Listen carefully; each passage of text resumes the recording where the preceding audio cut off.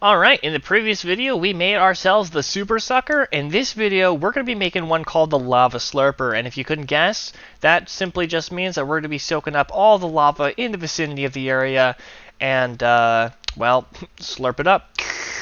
So let's get coding. Alright, so part 2 of our little sponges. So we're going to be talking about the lava sponge and code compression. To get started, we're going to take our super sucker from the last video, we're going to paste it in here, and we're just going to be calling it the lava, all caps, lava slurper. And then we're going to do the same thing, lava, S-L-U-R-P-E-R. It's not my fault that the thing, lava looks like Campbell's tomato soup, but let's copy this class, and we are going to just call this, well, you guessed it, Lava Slurper. And now that we've copied the class, it'll automatically do this thing for us. If you just simply made a new class and you just copied and pasted it, just make sure that this name is the same as your class name, and you won't have that error anymore. So, how do we make it so that the water now absorbs lava? Let's look up water. And we want to make sure that let's do dot water. That way we have the two examples that we need. So here we have these two purple decks. We're going to select all. And we're going to say dot lava, and then we are just gonna get right into it. Oh, before we do that, let's go into our blocks. Instead of calling this a super soaker, we're going to call this the lava slurper, and then make sure you do everything on the left side of your block settings and make the block itself, and then you should be all set to go. Alright, here we are in the world where we last left off in the last video. I'm just going to do the quick slash fill 1, 2, 3, 4. Oop, I messed it up. 4, 5, 6, and then we're going to type in nether p, tab enter, and well, didn't mean to come here. I'm just going to go in spectator, and we're going to look for a little bit of a lava lake. There we go, there's a lava lake. Is it a good one, though? I want a good one. Ah, the basalt deltas never fails. I would say that this is an absolute awesome lava ocean. Let me tell you, I've seen this before, and let me tell you, this looks actually really interesting if you've never done this before. Just gotten rid of all the lava out of here. What do we call it? The lava slurper? It's totally not just the top side basalt. Get out of here. Alright, so we are just going to take that out, put that on, it's going to lag for a second, and then bam, there is all of the lava done. We've just cleared out this lava ocean, and it is, oh yeah, this place is clean. I mean, that is generally all you need to know, but let's talk about the class file, and let's also talk about compression. This way, it does basically the same thing, but your code just looks a little bit cleaner. Oh, and also let's make it not return a sponge. Alright, so the very first thing that I didn't like is it was returning the sponge, so I'm going to turn this wet sponge into a magma block. So now when it soaks up the lava slurper, it's going to turn into a magma block. Absolutely beautiful. Let's take a look at how many lines of code this is. 81. Okay, 80. 80 lines of code, and honestly, that's not too bad. However, we have 4 methods in here. This is technically a method, but I don't ever count it. So, but you got your onBlock added, neighbor update, which is a custom one, and absorb water, which is also a custom one. So, what is compression and what is the point? There are 2 types of compression that most people usually think about, and this is talking about method compression. So we now have 4 methods, and then compression between the lines of code. So this is 80 lines of code, and normally if your code is compressed, like, well, everything will just be used, like, smartly, and then everything will be used, you know, like effectively. Effectively is not smartly. Don't say smartly. Effectively. Is the code most effective right now? We're going to make it ineffective for a little bit just so I can kind of show you what's up. And then we're going to make it even more effective than what it was before. So first off, when I copied this from the Minecraft class, there was these fields at the top. And if they're gray, it basically says, this field is never used. Safe delete it? Go for it. we can just delete these two fields. This field, however, is being used, so if you just select it, Control F, you can see how many times it's being used, including the one, so it's only being used one time, and for me this is actually pretty wasteful. So it says that here we have our direction, which is called variant 2, which is basically equal to the field. I have no idea why it does that, but basically if you take everything on the right side of the equals all the way to the semicolon, Control C, and do the same thing on here, everything on the right side of the equal sign, Control V, it will basically make this redundant, and so we can completely get rid of this. There are all the fields completely gone, so that part is just directly efficient. So we have 4 methods, right? And so if I wanted to get rid of some methods, method is the action, and then everything inside of it is basically the result. So the idea is we're making everything gray, which is basically just not being used, and then we're just getting rid of things that we're not using, in a sense. That way, and a good way to also do that is to make sure you're not repeating yourself. So the way Minecraft did this is efficient and not efficient, in a sense. So here we have this.update world position, this.update world position. This is both efficient and inefficient because this is used in a custom class, and this custom class, because this is world and block position, and this is world and block position, this can simply just be inserted in here. Why they don't do that is beyond me, but we're going to get there. So the first thing is, I'm going to show you a common mistake I've seen people do when they're compressing code. So this says this.update. So this is talking about the class file, and the dot, and then whatever you're talking about is talking about the method in this class file. So when I have this.update, this is the ending result, and people will sometimes do this, where they copy it, Control C, and then they can get rid of it, and then they can put where this update is, and then they will paste it in. This is generally the idea of compression, and you can see, oh, great, this is gray now. So that means it's not being used, and I can now safely delete it. But here is the problem. I have now gotten rid of my absorb water, and, well, I kind of need that. So let's see where we kind of went wrong. So going back, we now have the total of 4 lines of code, and I copied the results. But the thing is, the result has this if statement, which is the condition, and the condition is basically saying, can I absorb the water, Boolean, which is true or false. Can I absorb the water, yes or no? And this is the result, basically yes, then set the block to, then set it to a magma block. And then this world sync event, honestly, you don't really need this. I'm going to take it out just because. But now we basically need to make sure that if we're saying this.update the world in position, right, if you want to properly put that in there, you are going to want to take the condition, and if you don't know exactly how much you're supposed to be taking, go to the parameters and the curly bracket, hit on it, and then see wherever the last one is. So see how it's this. So take right after the last one all the way down to the bottom of the parameter, and then that's what we're controlling, and then we're going to Control V. And that is basically what we're copying. And now if we do the same thing and where this update is, and remember you're only pasting in this, so if I did this, I'm getting rid of this condition that's specific to this method, so we don't want to do that. We're going to Control V. And now this update is now redundant again, but if we get rid of it, we have also copied the absorb water for both of them. So originally, this was 1 line of code, this was 1 line of code, and then we had 4. But now we have, well, this would have been 4 and 4, which made it 8, so we now have 2 extra lines of code.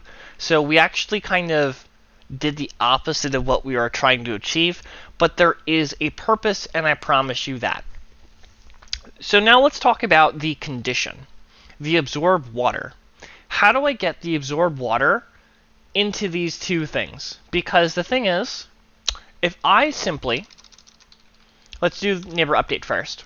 Absorb water. Remember what I told you. Go to the curly bracket, go to the bottom, and so don't take the don't take this one. Take the one before it.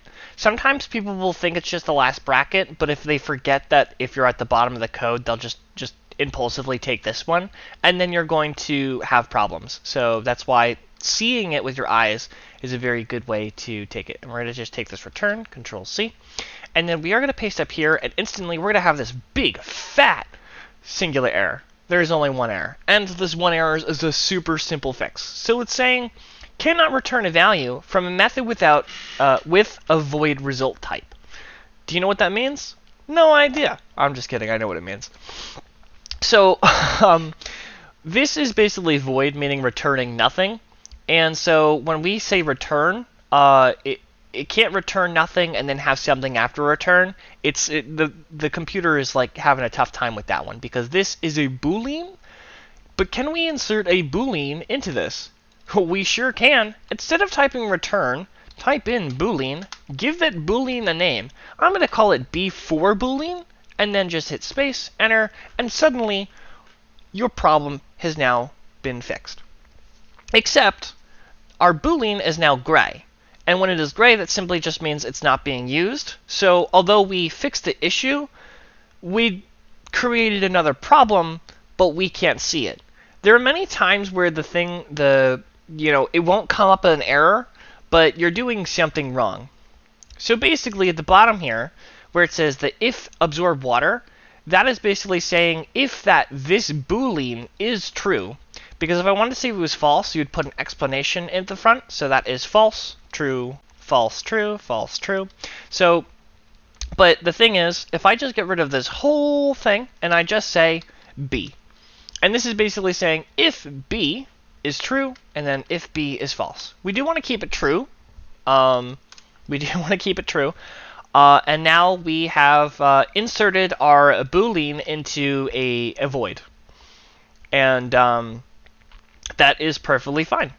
So now what we can do is we can now take this whole thing that we've copied right here, and now we can insert it into our this absorb water method down here. So we're just going to Control V, and so now we no longer have this .absorb method in here or in here, so we can now get rid of this entire bottom method completely. So now we have compressed and uncompressed the code. We have compressed the methods, but we have increased our lines of code. So did we make this more efficient? No. Why is it not efficient? Or what specifically is making it not efficient is the fact that if I wanted to change something in the, because what we did is we combined the update method and the absorb method into one singular unit, and then we put those two units into each of the core methods. But now if I said I wanted to, let's say like where this kelp is, we're going to eventually get rid of this, lol. If I said I want this to be true, now every time I go to the bottom, because now if this is up there is true and then this is false, then that means I'm going to have to make this true. And every time I make a change, I'm going to have to go up, and then I'm going to scroll down, I'm going to have to scroll up, I'm going to have to scroll down, scroll up. And it's just, that is super both ineffective and inefficient. So we're just going to set these back to false the way they were.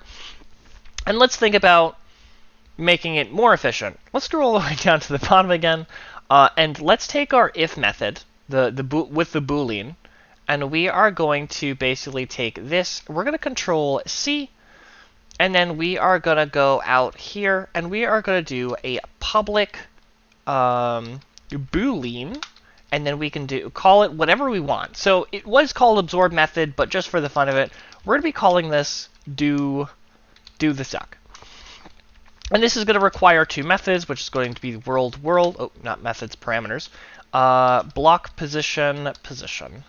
And then inside of this, we can now paste our little method in here, and it's going to say, hey, you need a return statement. Well, that's because remember how we turned our Boolean into a void and then added it? So we just need to get rid of this Boolean B and then simply just put in return. And then suddenly it is perfectly fine.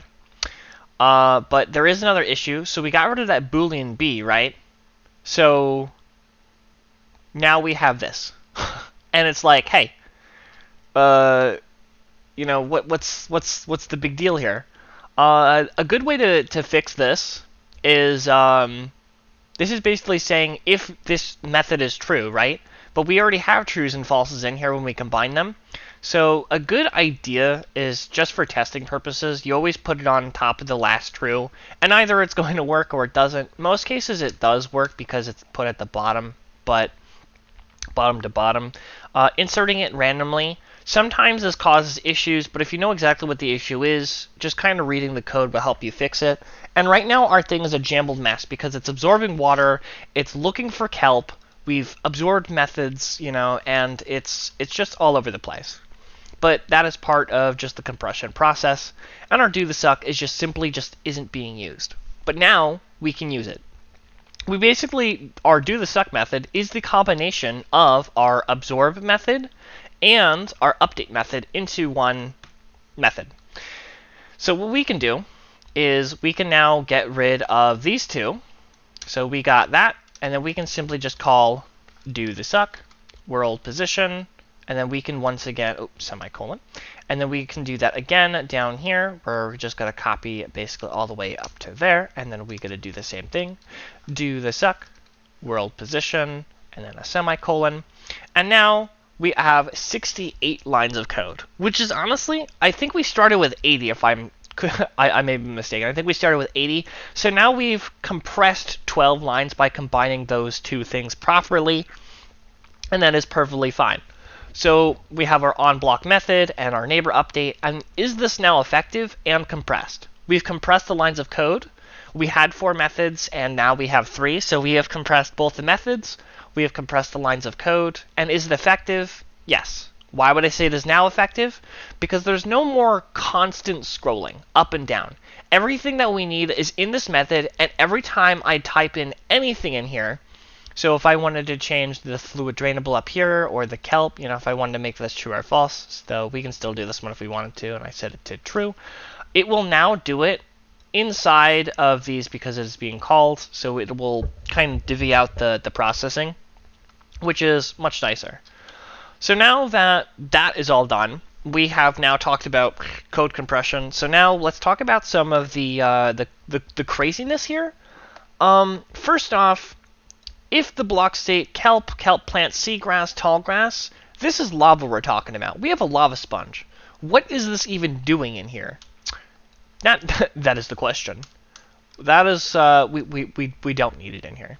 These lines of code are kind of being repeated, and in this case, we don't need the else part of the statement, because we're basically saying the block state that we are absorbing, which is lava, and we're basically saying if it is a fluid block, set that block to air, and then it says else set it to air, and honestly that part doesn't even make sense, because that is generally talking about for the blocks with the kelp and all that.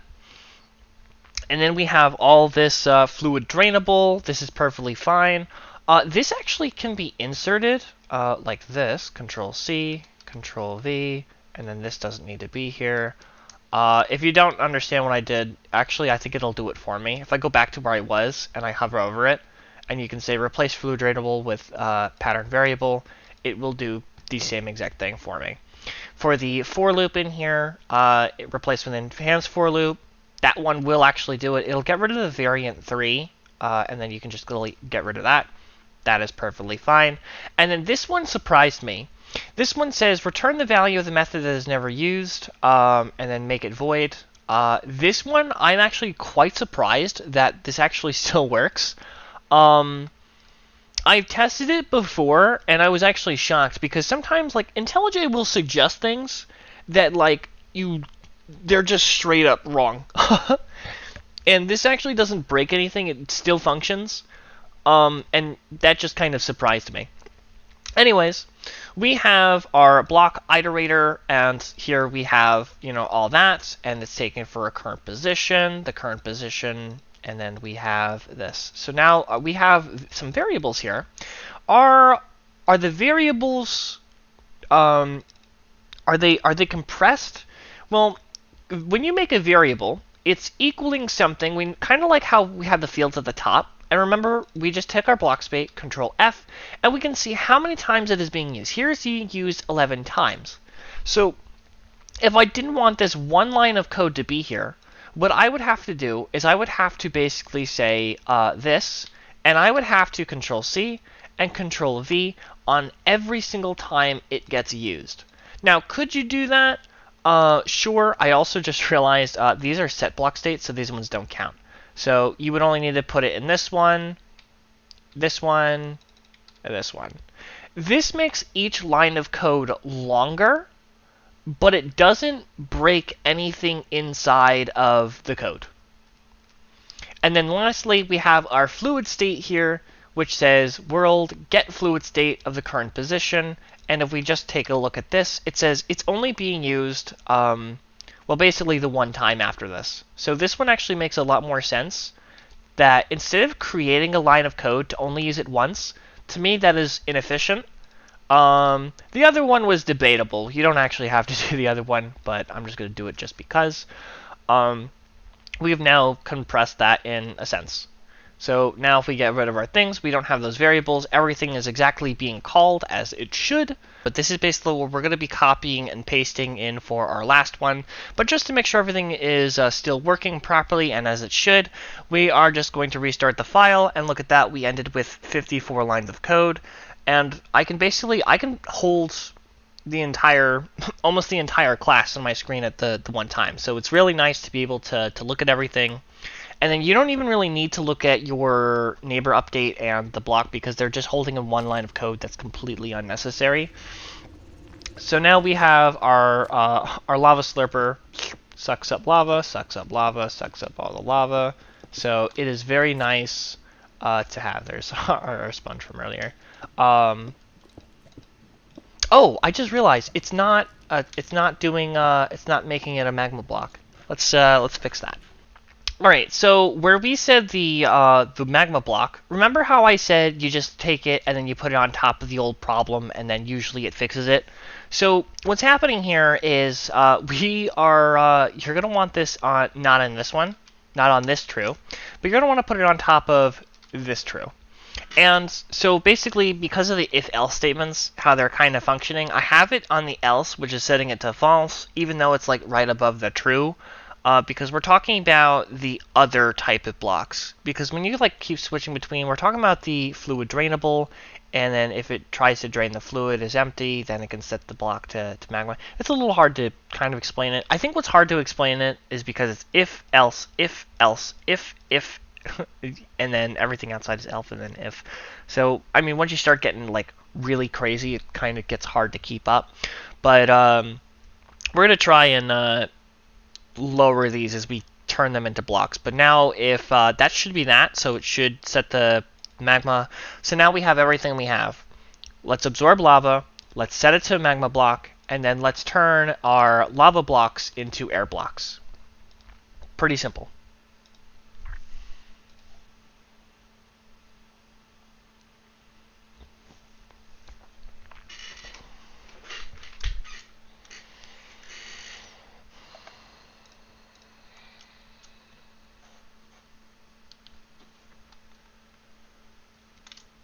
Alright, here we are back in our little world, and then if I do this, you can see how it sucks up the lava and it sets it to a magma block. With that in mind, this is the hard one, and now we're going to be doing, in the final video for the little sponge series, we're going to be doing the fun one, which is going to be talking about absorbing a smash ton of stone, and then we're also going to be making an ore sponge, so if it soaks up, like say, like coal, gold, iron, it's going to also... It's not only going to soak up those blocks, it's also going to drop them. So that's going to be pretty cool. And then we're going to have it ignore all the other stones. So it's doing multiple functions. So that's going to be the fun one, the little ore sponge that we're going to be making. But that is going to wrap up this video for today. So thank you guys so much for watching. And without further ado,